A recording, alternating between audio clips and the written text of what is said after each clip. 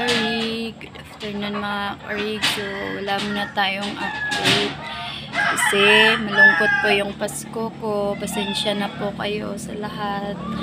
Kasi yung taong gusto kong uwiin sa Cebu City, gusto ko i-hug lahat-lahat.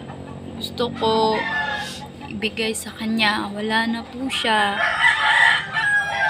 Kaya nga po ako nagba-vlog kasi may plano po akong maglikom ng pera para po makauwi doon kasi almost 27 years na po ako hindi nakauwi. Matagal ko na po. Hindi pa ako married mga rig. Hindi pa ako kasado. Wala pa akong anak. Dalaga pa ako mga karig. Pinapangarap ko na talaga makauwi sa Cebu. Gusto ko makita ako lolo ko. So, ayun.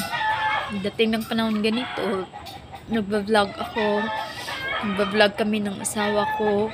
Kasi sinabihan ko na asawa ko na gusto ko umuwi talaga doon sa lolo ko sa Cebu. Kasi miss ko na talaga sila. Yung lola ko. Kasi mahal ako noon ang lolo ko. Kasi matagal na panahon hindi ko sila nakita.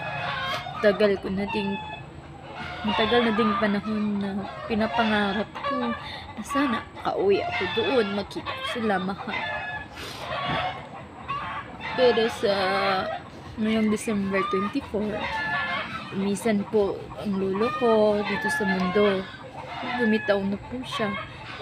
Hindi siya po lumaban. Nag-usap pa nga kami nung April na sabi ko, bili ko ako ng pera dahil uuwi kami dyan. Dahil matagal na kami hindi nakauwi mga kakarig. So yun karig, tawang-tawa lolo ko, kitang-kita pa. Sayaw na sayaw pa si lolo ko. Tapos ngayon, Pasko, ito nga Pasko, wala na siya mga kakarig. Malungkot yung Pasko namin. Kahit sa buhay ng mga kakarig, last niya na hindi ako makalapit sa kanya kasi wala akong pamasahe. Hindi ako nakalikom ng pera. Nawala na siya, hindi ako nakapunta sa kanyang burol. Kahit sa kanyang burol lang, hindi ako nakapunta ngayon. Nakapunta roon mga karig. Yung mama ko at yung papa ko at dalawa ko yung kapatid. Hindi ako makauwi.